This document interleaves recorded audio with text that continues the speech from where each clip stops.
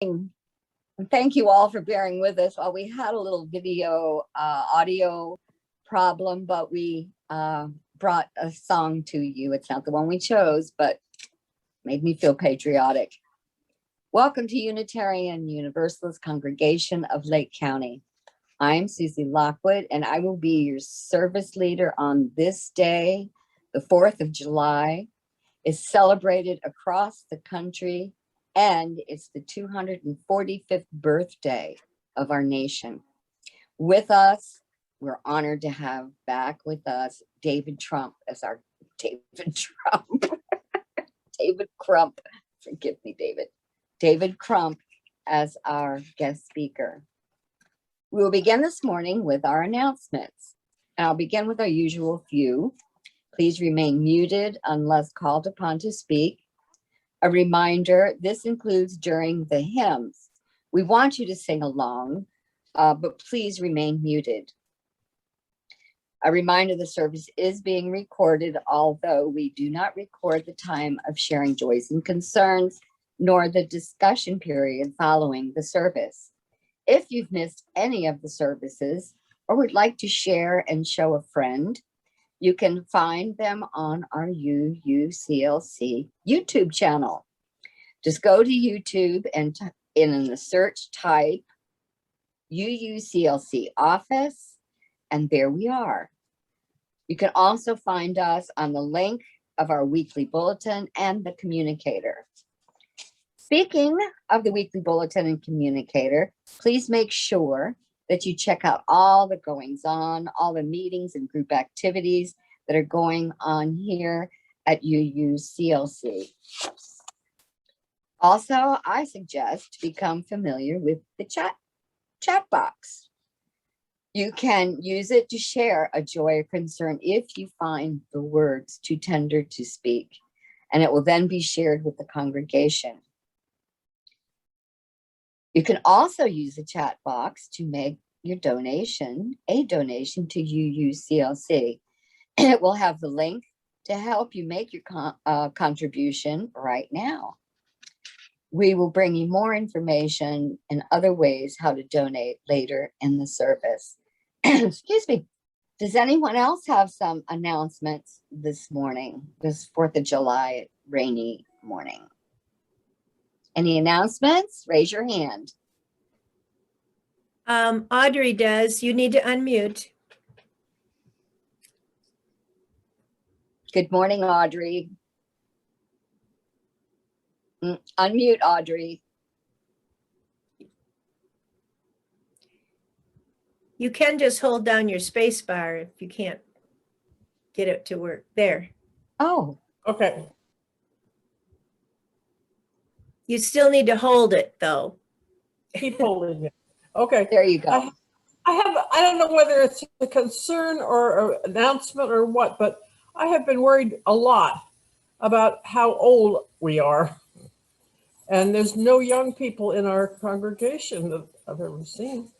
And I'm wondering what is being done or can be done or I can do or whatever to, I mean, I don't know what happens. What happens is, do more old people join and we just become an old people's church? Or No, that is something, and thank you very much for bringing that up, because that is an issue that has been discussed many, many times. I'm in sure different, I'm not the first person. in different committees. But looking forward, we have a lot of families. I know this is announcement time, and this really is an announcement, but this is a good point. And looking forward, when we open, we have a lot of families moving to our area that we will definitely, we want youth, the energy of youth in our congregation. I agree, and I think a lot of us agree. And thank you, Audrey, for bringing that to our attention again. Well, Thank you. I'll be on the committee, whatever it takes. Oh, wonderful. Everybody hear that? Kristen has an announcement. I just want to add to the comment. There is a committee already formed. It's called the Membership Committee. It's been renewed recently, has a new chairperson. You can- And I'm trying to remember the chairperson's name. Is it Julie? Julie Yes. Twist. Julie Twist. And they would really welcome you to come and talk and come up with ideas on how to market. I am on that committee, so I will not now, but I will get with you, Audrey. We will get with you. Thank you. Thank you, Kristen. Does anyone have an announcement, please? I don't see any more. Oh, okay. Well, again, look at the bulletin and the communicator for all the other announcements, because we have a lot of stuff going on. Our opening words this morning are by Maureen Killerman. It's the 4th of July meditation. Spirit of life and love, I come before you, black and brown and red and yellow and alabaster. I come longing for the simpler days that truly never were our lot. I am an American. Hear these words in the complexity of our days. I am humanist. I am Christian, Muslim, Jew, pagan, atheist, Buddhist, and you. And I am an American. I am not one who fought for my country. Oh, no, I'm sorry. I am one that fought for my country. And I am the same time one who protested the war. And I am an American. Amongst the divisions of our days, I've struggled in poverty and I've accepted the profits of wealth. And I am an American.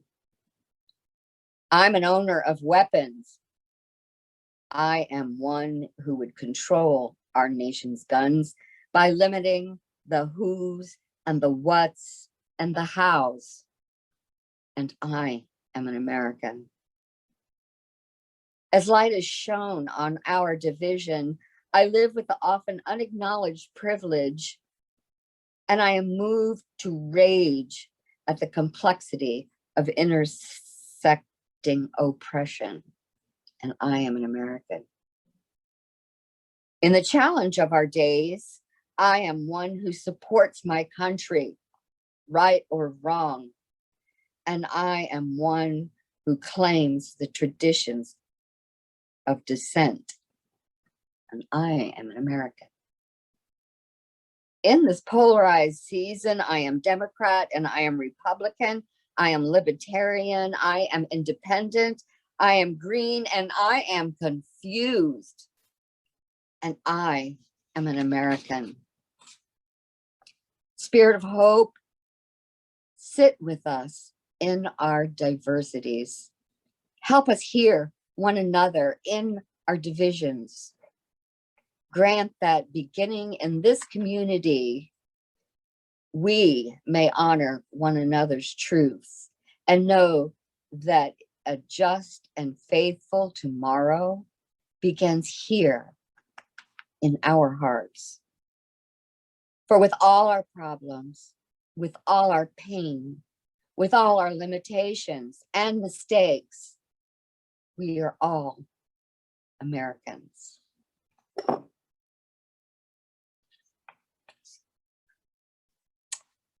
Again, welcome to Unitarian Universalist Congregation of Lake County. We're a faith built on the foundation of freedom and reason and tolerance. A faith sustained by acts of kindness and justice. A faith that visions a world flourishing with equality for all people and beings. A faith that demands the living out of goodness. A faith that requires thoughtfulness. A faith of wholeness. A faith of love. And all are welcome here. It's time to welcome any first-time visitors. I would like to now invite any first-time visitors to introduce yourselves, or anyone who has been away from us for a while, to say hello. Please raise your hand and you will be called to unmute yourself, or if you wish, you can use the chat box to say hello. Do we have any visitors this morning? Or faces that we haven't seen in a while? Team, any hands? No, Susie, there's no one. Okay.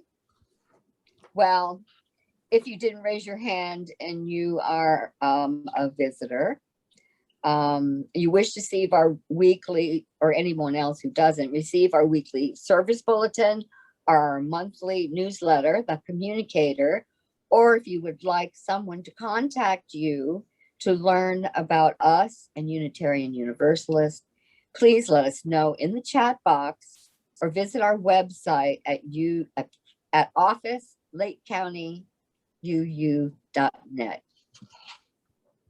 Oh, I have a lot of jobs this morning. It is time of the lighting of our chalice. The lighting of our chalice is a moment shared by Unitarians around the country. It connects us to each other throughout the country and across the globe. Those at home, if you have a chalice or a candle, please join me.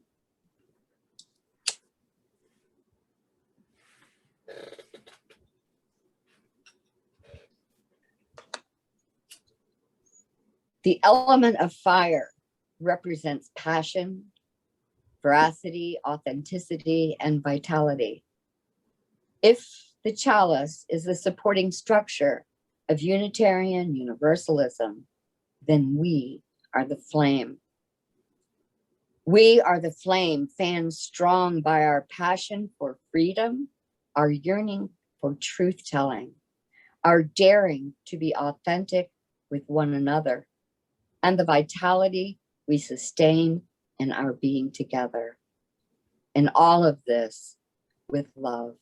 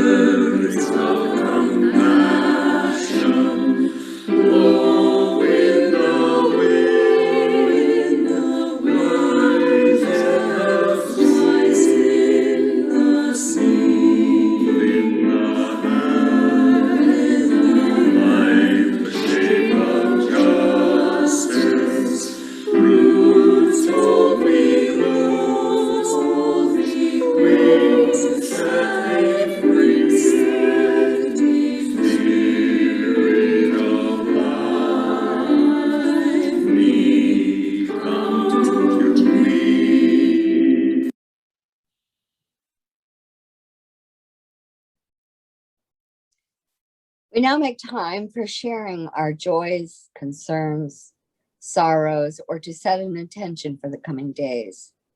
Again, this part of our service is not recorded, and the warmth of our community.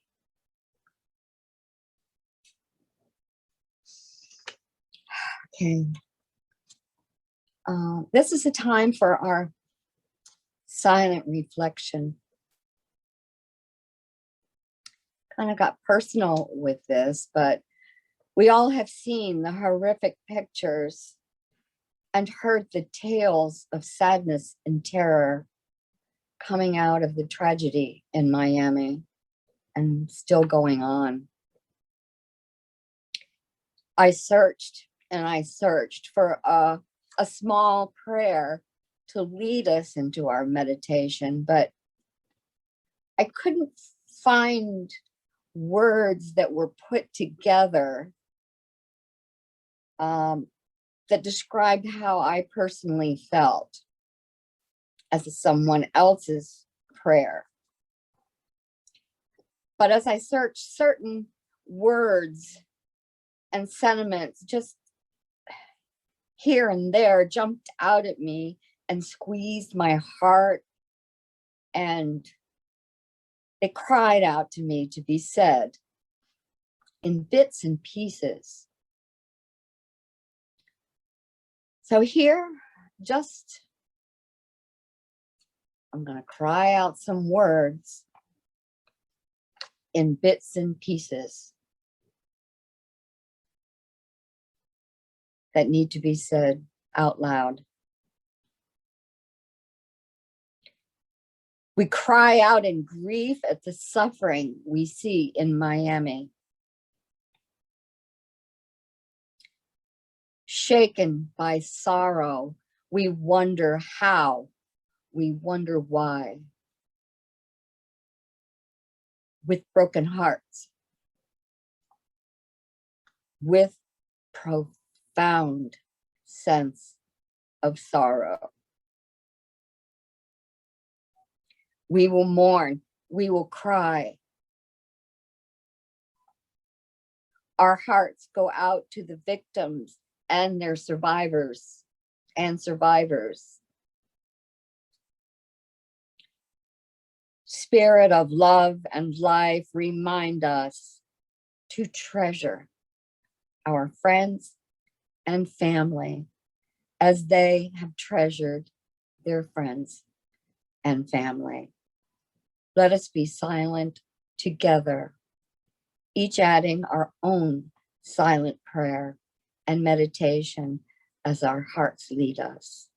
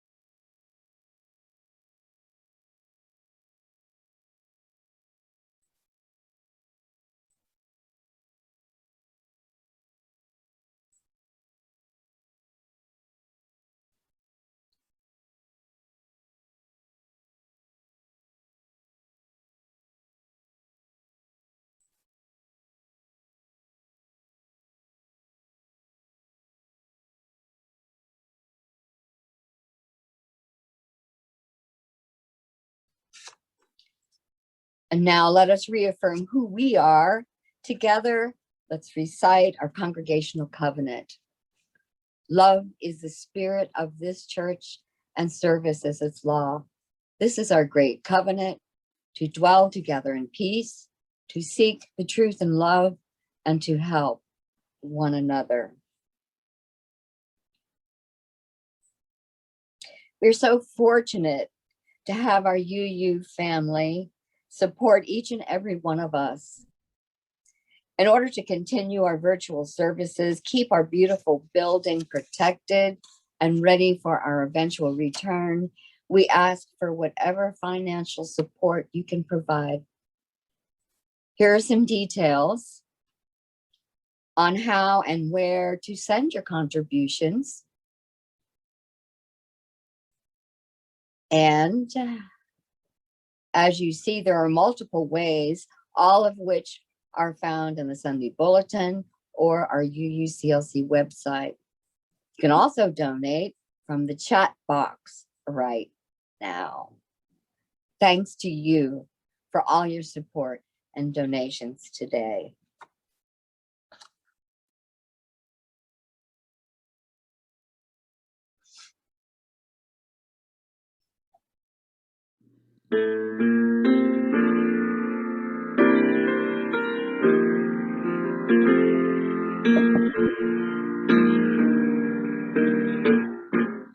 Lift every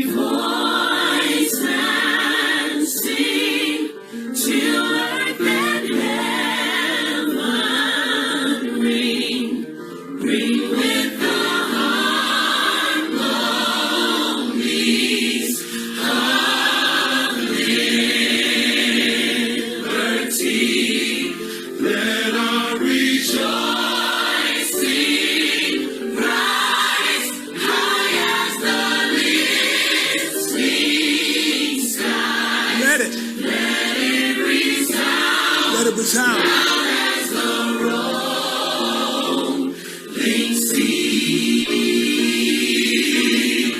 I like this part right here. Come on. Sing a song full of the faith that the dark past has taught us. Sing a song full of the hope that the present has brought us. Facing the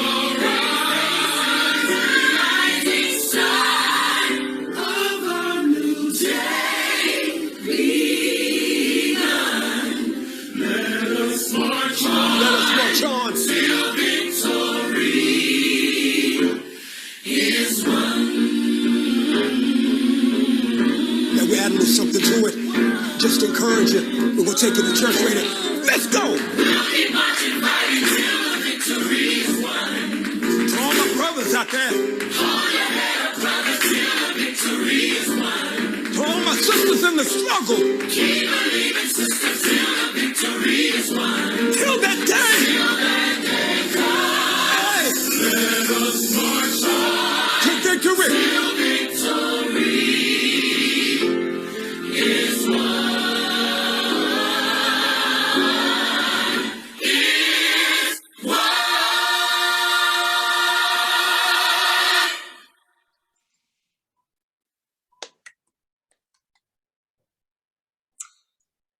Wow. I don't know about you, but that really moves me, that song, and I appreciate that, and hope the energy continues as I go through this message as well. My starting point this morning is to thank the RAP committee for the trust that they've placed in me, inviting me to provide the message on the 4th of July. However, I must begin with a couple of confessions. First of all, I'm not the best student of history. I remember my freshman year history class in college. After the first exam of the semester, I was called to the professor's office, and the first words out of his mouth were, "Have you ever had a positive experience in history, David?" I guess it had shown in class, and it had shown in my poor performance on the test. Truth is, it never was my best subject. I always found myself confused and frustrated with memorizing names and dates and places. That's what history classes had meant to me. In the decades following that meeting, I have learned to appreciate and value the historical context around other subjects that interest me, but I confess that I'm still not very good with the historical details. Another confession, and I said this to Val Condi when she asked if I would be willing to bring the message for this morning. I told her that in my life as a minister, the Sunday around Independence Day was always one I dreaded to see coming. The reason being that most Americans are looking for a rah-rah, flag-waving, America is the best and God loves America kind of service and message on this day. But that's not the kind of atmosphere I'm able to deliver with personal integrity. I remember as a young pastor once visiting a church in Michigan on the Sunday before July 4th. As I walked down the aisle to take my seat, I was shocked to look up and see what came into view. The large rectangular altar at the front of the church, the place from which the Christian sacrament of bread and wine is served, usually spread with white linen, perhaps with a cross or some other religious symbolism embroidered on the front of it.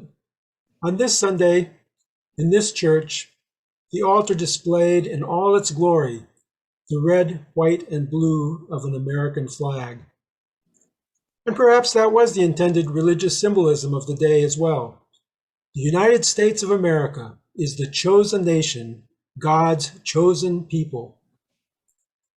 I'd been invited to the church that morning to present briefly about my pastoral work in a Native American community in Nebraska.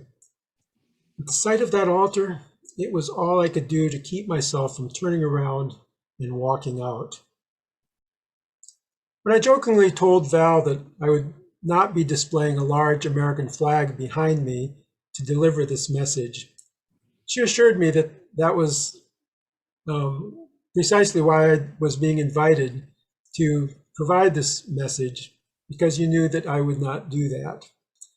Afterwards, I thought that perhaps I could display a flag upside down behind me, a sign of SOS, which at some level reflects what I feel about our nation today, but that's not really the message I want to communicate either.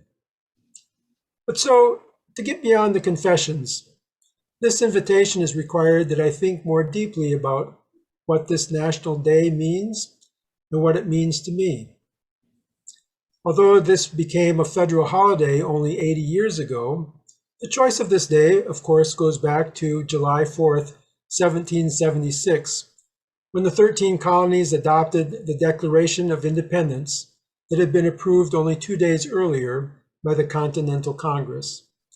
And so, as we all know, this day is remembered because it celebrates our national independence from Britain, right?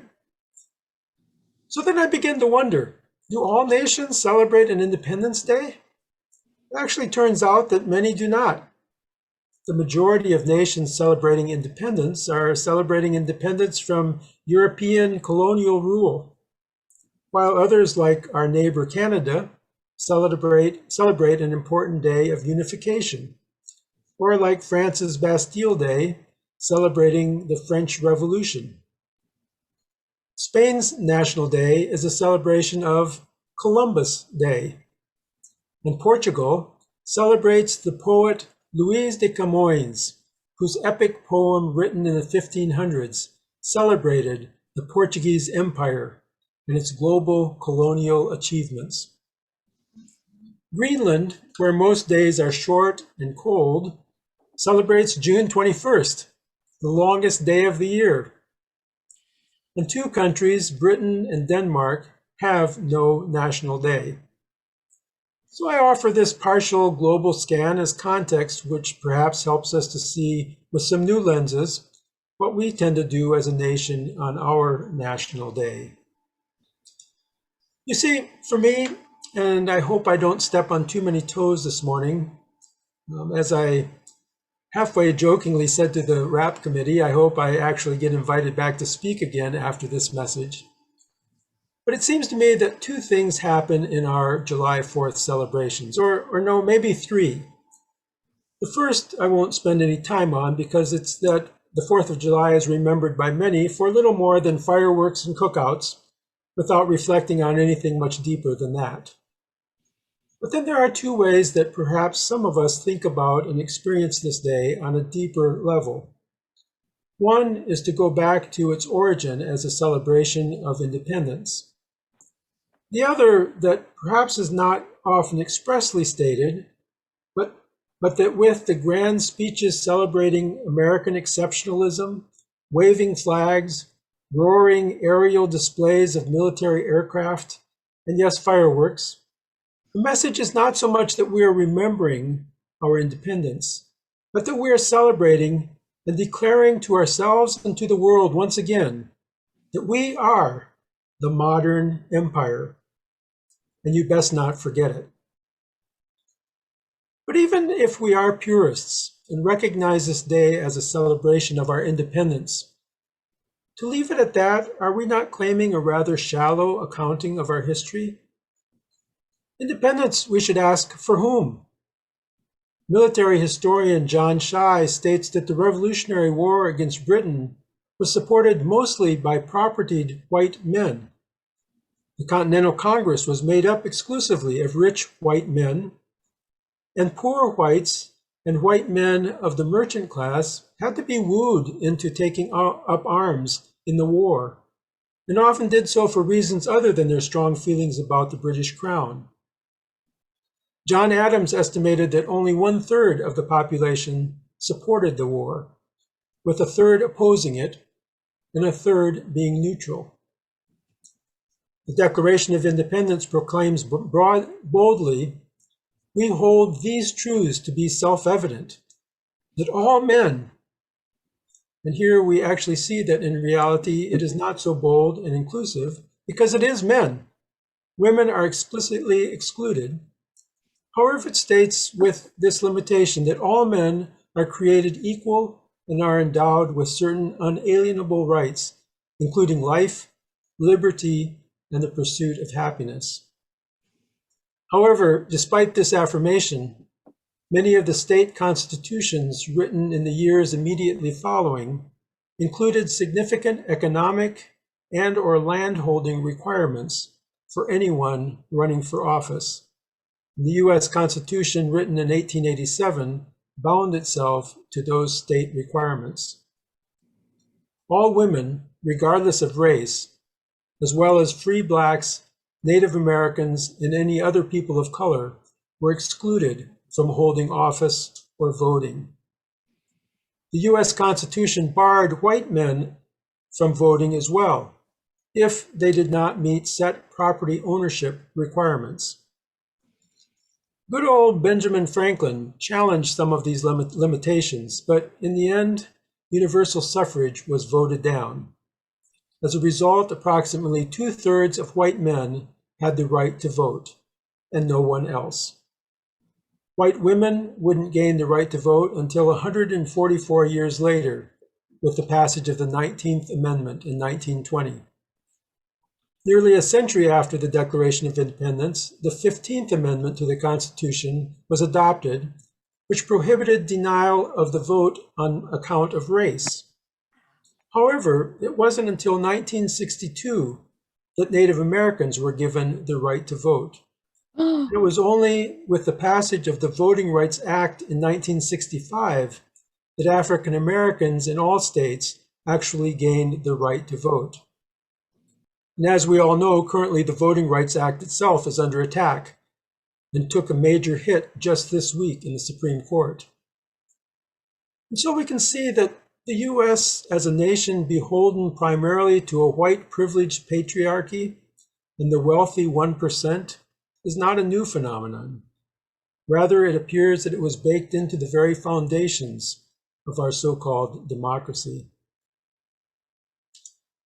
When in my 20s, sorting out my own sense of self, having grown up a foreigner in Brazil, but now not fully fitting in as an American in the US either, I learned that in Brazil and much of Latin America, and actually in much of the Southern Hemisphere, the US is seen by many as a less than friendly imperial power that in conjunction with global economic interests wields its political and military forces to achieve its own desired ends, regardless of the havoc and chaos and even destruction of democracy that it may leave in its wake.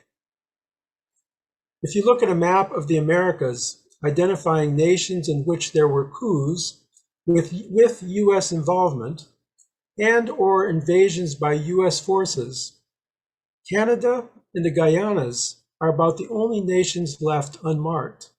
And that's only in the Western Hemisphere. Today, our tax dollars support 800 US military installations around the world. And the US spends more on our supposed defense than the next 10 nations combined. It takes China and Russia, plus the next 8 largest defense budgets, to equal what we pay for, what the US spends. I'm not only embarrassed, but I am outraged that within just the last few weeks, our government, as part of its embargo against the country of Venezuela, blocked that country's payments for COVID vaccines. On one hand, we proclaim to the world how wonderful we are by committing to giving our leftover vaccines to the more needy countries, while out of the other side of our mouth, during this horrific, unprecedented global health crisis, in the name of targeting what is in fact a democratically elected government, we, the empire, act punitively, condemning an entire nation, the population of a neighboring country, by denying the purchase of vaccines.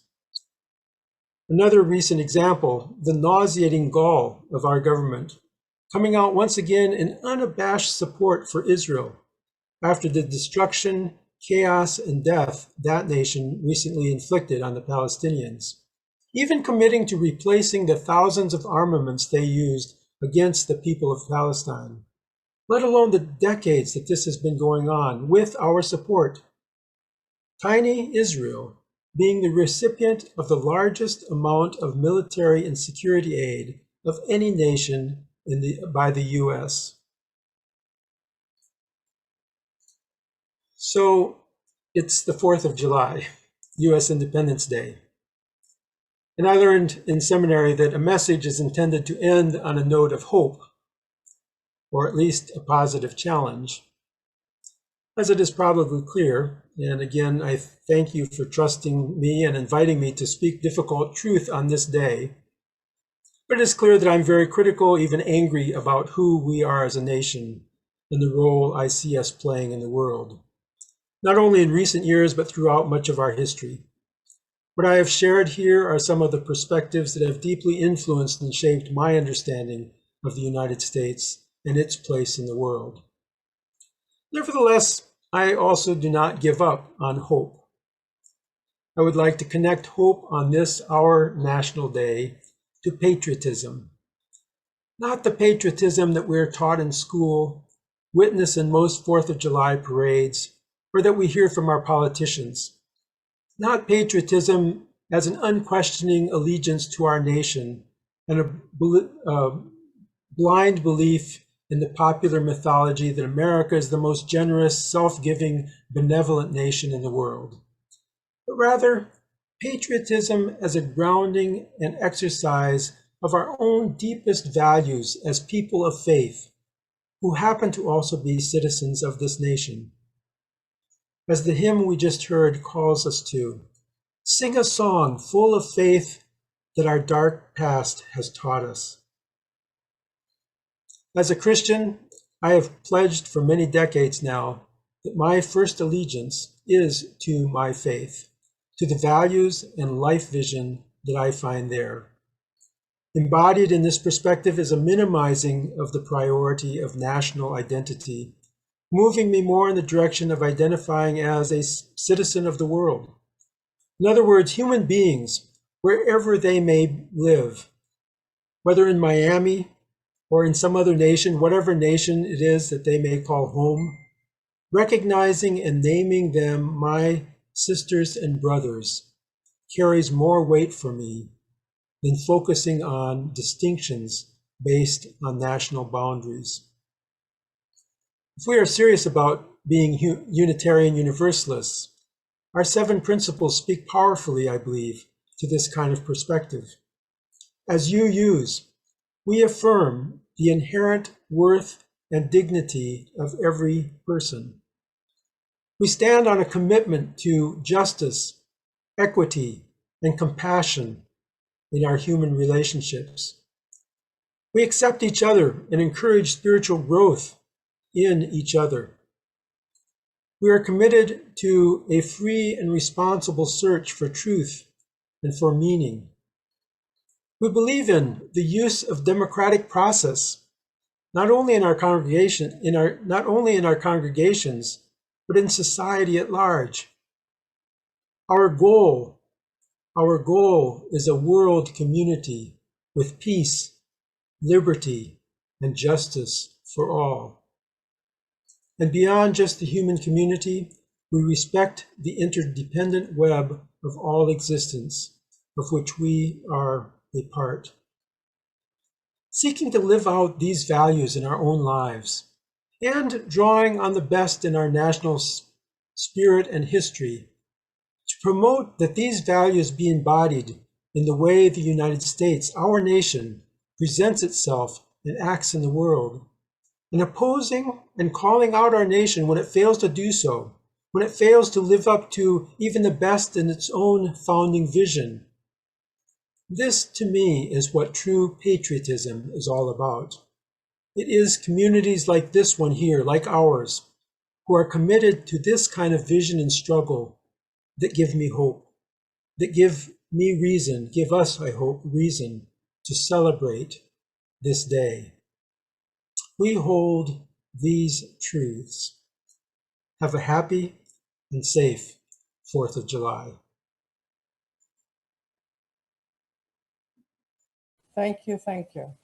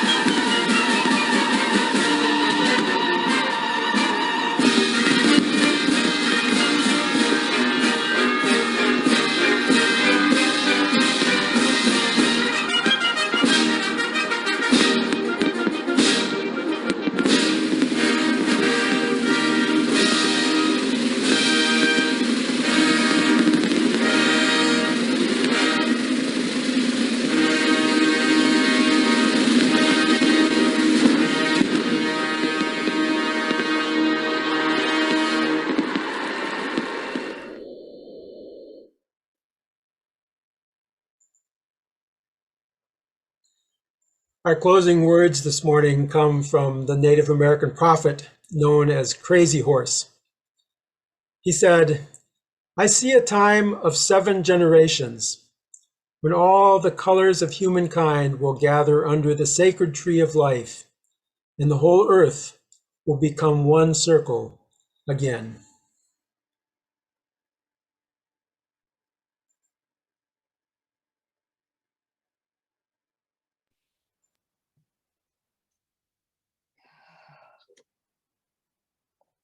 I did. My heart. As we prepare, can you see? As we prepare to depart, we give voice to these hopes. May we know ourselves bound in community, even while we are apart. May a passion for justice burn in our lives. May we carry the light of our compassion in our hearts and in every interaction. May we be whole in our devotion to truth and always carry the lamp of peace before us until we are together again. Thank you.